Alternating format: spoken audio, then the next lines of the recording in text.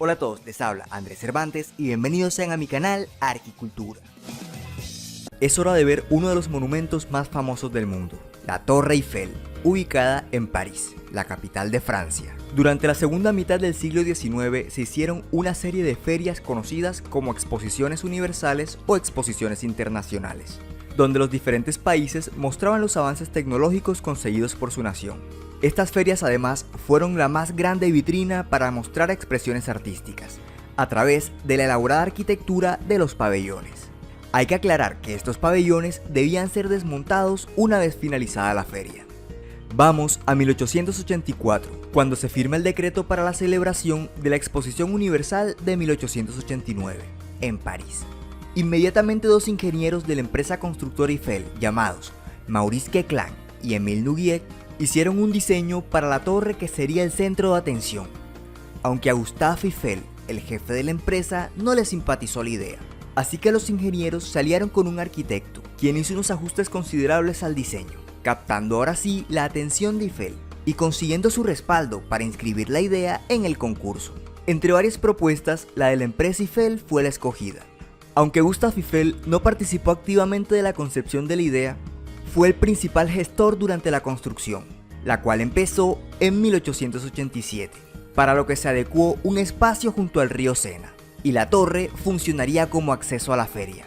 Su nombre sería Torre de los 300 metros, pues tendría 300 metros de altura. En primera instancia tenemos los 4 pilares de la torre, elaborados en hierro pudelado.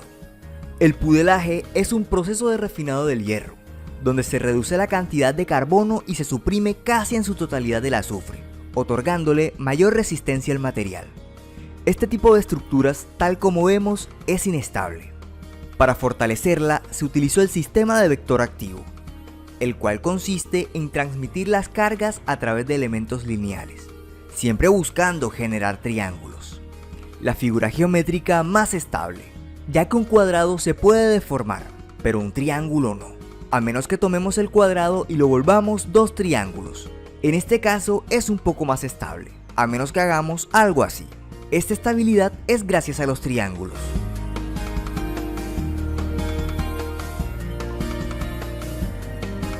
Los 4 pilares de la torre se unen a través de arcos, y estos arcos están unidos por una serie de barras, y a su vez unos arcos más pequeños, todo cruzado con unas diagonales. Acá vemos que aunque estamos en plena segunda revolución industrial, el ornamento aún ocupa un lugar importante en la arquitectura. Avanzamos un poco más en la estructura, y observamos que hay una zona residual por aquí. Esta es la enjuta, que es el espacio que queda entre un arco y su encuadre. Aquí se ve cubierto por varios arcos, ubicados de forma radial desde el centro del arco más grande.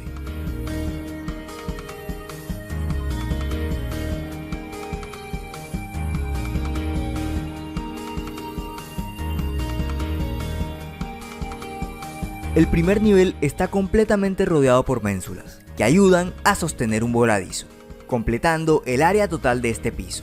Y todo el perímetro fue cubierto con unas pequeñas bóvedas de cañón, terminadas en arcos geminados de medio punto, y llevan este nombre porque están de 2 en 2. Además, hacia el interior hay unos barandales redondeados para observar hacia abajo.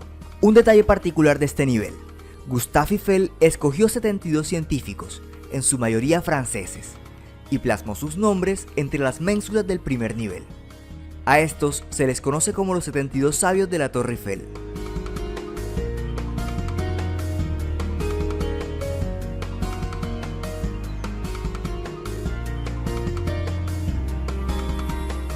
La estructura continúa subiendo como prolongación de los 4 pilares, hasta el nivel que sigue. Acá vemos nuevamente las ménsulas, solo que en este caso alteran un poco la forma cuadrada que traíamos, haciendo unos pequeños cortes diagonales en las esquinas. Sobre esta base aparece el segundo nivel, un poco menos ornamentado que el nivel de abajo. Luego de esto, los 4 pilares se unen en uno solo, y continúan hasta el final de la estructura. Llegamos al tercer nivel. Acá aparecen otras ménsulas, preparando una base octagonal, y sobre esta una especie de cúpula, alcanzando la altura máxima de 300 metros, superando en altura a toda estructura hecha por la humanidad hasta este momento. Pero eso trae problemas. ¿De qué manera se puede subir hasta el nivel más alto? Para ello se construyeron unos ascensores en diagonal. En los pilares este y oeste se hicieron ascensores que van desde la planta baja hasta el primer nivel.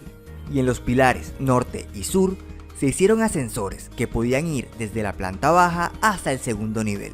Por último, un ascensor desde el segundo nivel hasta la cumbre, aunque por razones técnicas el ascensor no podía hacer todo el recorrido completo, por lo que se hizo un nivel intermedio, equidistante entre el segundo y el tercer nivel, para que los usuarios hicieran un transbordo.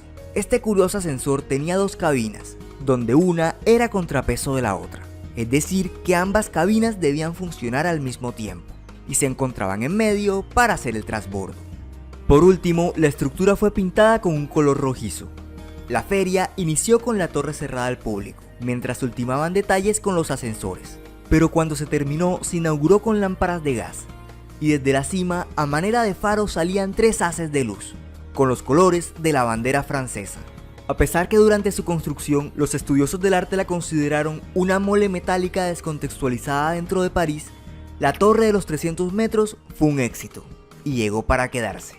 Finalizada la exposición, la torre pasó a ser propiedad de la ciudad, pero como compensación, Gustave Eiffel administraría la torre durante los próximos 20 años. No hay precisión, pero en algún momento después de esta fecha, el nombre oficial de la torre pasó a ser Torre Eiffel. Luego de la feria, la popularidad de la torre cayó abruptamente, y buscaron por muchos medios hacer que volviera el turismo. Para la Exposición Universal de 1900 en París, se reemplazaron los ascensores este y oeste por 2 ascensores que pudieran llegar hasta el segundo nivel, y el ascensor norte se reemplazó con una escalera hasta el nivel 1, y además la torre fue pintada con una tonalidad ocre. Durante la feria, la torre volvió a ser el centro de atención, pero lo que ésta recaudó no era suficiente para seguir funcionando de manera sostenible. En 1909, la torre regresa a manos de la ciudad, y es considerada su demolición. El proceso no tomó forma, y en algún momento posterior a esta fecha regresó al color rojizo. En 1914 estalla la Primera Guerra Mundial, y desde la torre se consigue interceptar señales de radio enemigas, así que la torre se conservó. Tal vez era un fracaso económico, pero por lo menos ya tenía un uso bastante práctico. Como la torre debía generar ingresos, en 1925 se instaló una publicidad luminosa en las caras de la torre.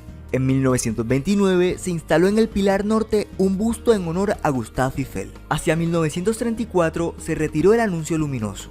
Llegamos al año 1937, cuando nuevamente hubo una exposición universal en París.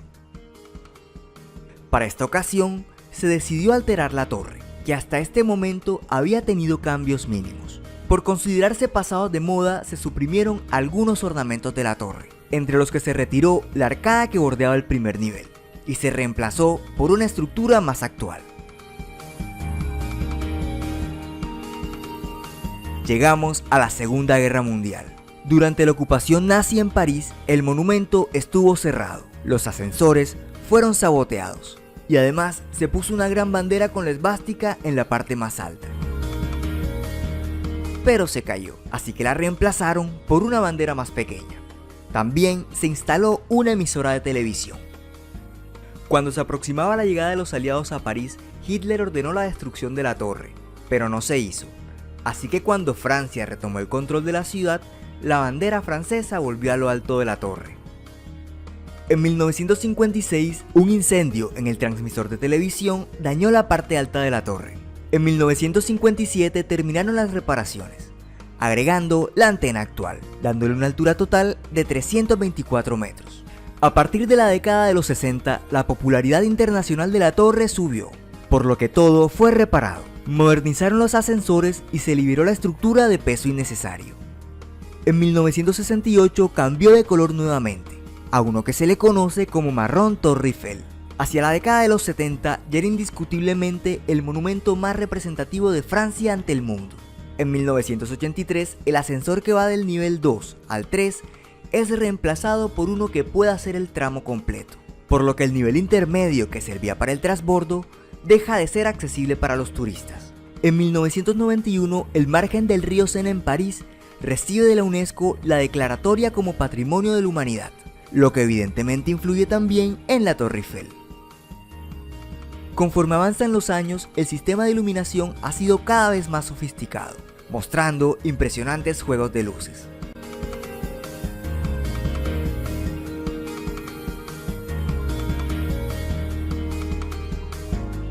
Y bueno, esto ha sido todo por hoy. Si te gustó, no te olvides de darle like y compartir con tus amigos.